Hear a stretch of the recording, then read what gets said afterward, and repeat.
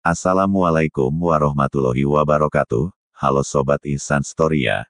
Ketemu lagi di channel ini, channel yang akan menceritakan tentang sejarah-sejarah.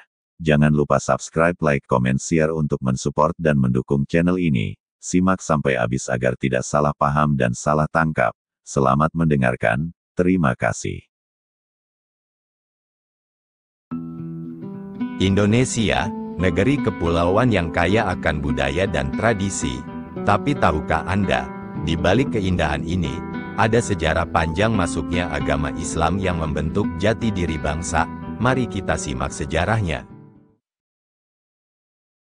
Islam pertama kali masuk ke Nusantara melalui jalur perdagangan pada abad ke-7 Masehi. Para pedagang Arab, Persia, dan Gujarat membawa lebih dari sekadar barang dagangan. Mereka juga membawa ajaran agama Islam. Hubungan dagang ini memengaruhi masyarakat pesisir yang kemudian menjadi pintu gerbang penyebaran Islam. Para pedagang ini tidak hanya berdagang, tetapi juga berbaur dengan masyarakat setempat. Mereka menikahi penduduk lokal, membangun hubungan kekerabatan, dan secara perlahan mengenalkan ajaran Islam melalui akhlak yang mulia. Pada abad ke-13, penyebaran Islam semakin kuat berkat peran para ulama dan tokoh agama yang dikenal sebagai Wali Songo. Mereka menggunakan pendekatan budaya, seperti wayang kulit dan gamelan, untuk mengajarkan nilai-nilai Islam dengan cara yang mudah diterima masyarakat. Islam juga berkembang melalui peran kerajaan-kerajaan Islam, seperti Kerajaan Samudera Pasai di Aceh, yang menjadi kerajaan Islam pertama di Nusantara, disusul oleh Kerajaan Demak, yang menjadi pusat penyebaran Islam di Jawa. Para raja dan sultan memanfaatkan kekuatan politik dan budaya untuk menyebarkan Islam lebih luas lagi. Dalam waktu singkat, Islam menyebar hingga ke pelosok Nusantara.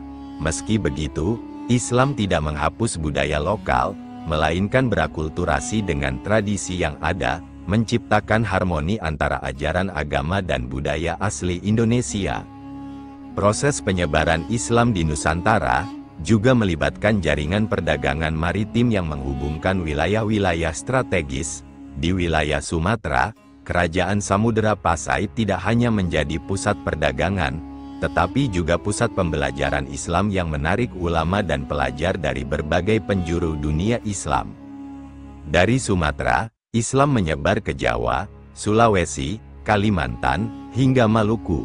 Para ulama, baik lokal maupun asing, mendirikan pusat-pusat pendidikan seperti pesantren dan madrasah yang menjadi sarana penting dalam menyebarkan ajaran Islam secara mendalam. Salah satu pesantren tertua adalah di Gresik, yang didirikan oleh Maulana Malik Ibrahim, salah satu Wali Songo.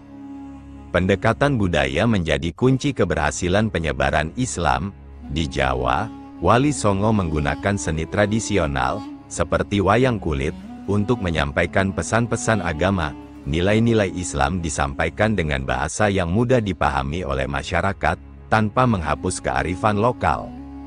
Masjid-masjid juga dibangun sebagai pusat kegiatan keagamaan dan sosial. Masjid Agung Demak, misalnya, tidak hanya menjadi tempat ibadah tetapi juga simbol persatuan umat Islam di Jawa pada masa itu. Di Maluku, Islam mulai berkembang pada abad ke-15 melalui jalur perdagangan rempah-rempah. Para pedagang Muslim dari Jawa dan Sulawesi berperan besar dalam mengenalkan Islam kepada masyarakat Maluku, yang kemudian diterima dengan baik oleh para raja setempat. Pada akhirnya, Islam tidak hanya menyebar sebagai agama, tetapi juga memengaruhi sistem pemerintahan, hukum, dan kehidupan sosial masyarakat. Raja-raja dan sultan mulai menerapkan hukum Islam dalam pemerintahan mereka, seperti hukum kanun di Aceh dan Serat Wedatama di Jawa.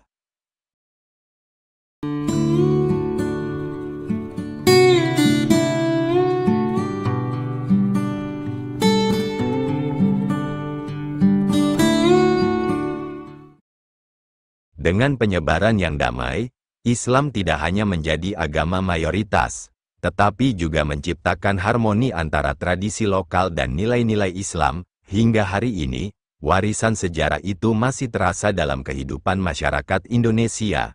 Sejarah adalah cermin masa depan, Mari kita terus menjaga nilai toleransi dan persatuan yang diwariskan oleh para pendahulu kita.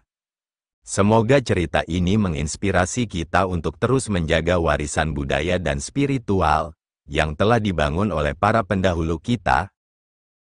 Terima kasih telah menyaksikan video ini di Ihsan Storia. Jangan lupa untuk like, share, dan subscribe agar tidak ketinggalan cerita sejarah menarik lainnya. Sampai jumpa di video selanjutnya. Wassalamualaikum warahmatullahi wabarakatuh.